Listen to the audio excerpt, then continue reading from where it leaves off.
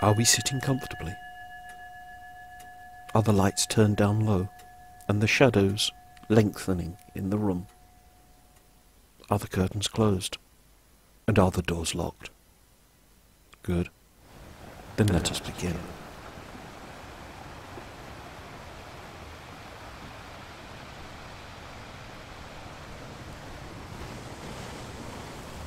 The area has a lonely, oppressive feeling at times, especially when I visited there in the late evening. It was as though, although I was the only one there, that others were wandering around, unseen, all around me, feeling rather like one or two of them had stopped whatever they were doing and were intently watching me.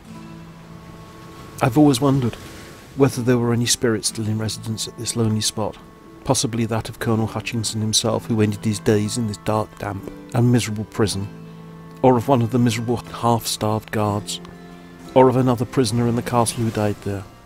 And so I kept going back, just in case. It always felt as though it was never completely deserted. One evening, at about 10:30 p.m, I found myself on the area that corresponded to the former northwest bastion, or the edge of the central chamber, where there appeared before me a woman. Actually, on further thought, rather than appear suddenly, she sort of faded into vision towards the northern edge of the former northwest bastion, but remained somewhat hazy in aspect, not quite the classic see-through appearance, but something not quite solid either.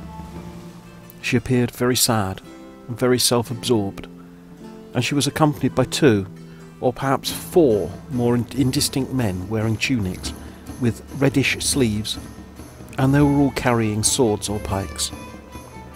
I remember a yellowish dress in what I would describe as perhaps of a 17th century styling. The front panel of this, I remember, was of a slightly paler colour and was embroidered, but I forget the exact details. Her auburn hair was arranged in ringlets at the side of the face, and it reached to or just below the shoulders at the back. She didn't seem to pay any attention to my presence, so I just stood there as she got closer to me. Thinking back, I wish I'd paid more attention, as I cannot remember if she walked on the present-day surface, or just above, or even just below it, or whether she walked, or just glided. The memory of the event is just too hazy. And then the scene faded away, just as it had appeared, slowly vanishing before me. How long had this appearance taken? Perhaps 3 seconds. No more than 5, but it seemed to me, standing there in the wind and with the sea crashing on the concrete below, much, much longer. Whenever I'm in the Deal area, I try to revisit the lonely, unloved site of Sandown Castle, in the evenings at around dusk, and stay until the light fades away.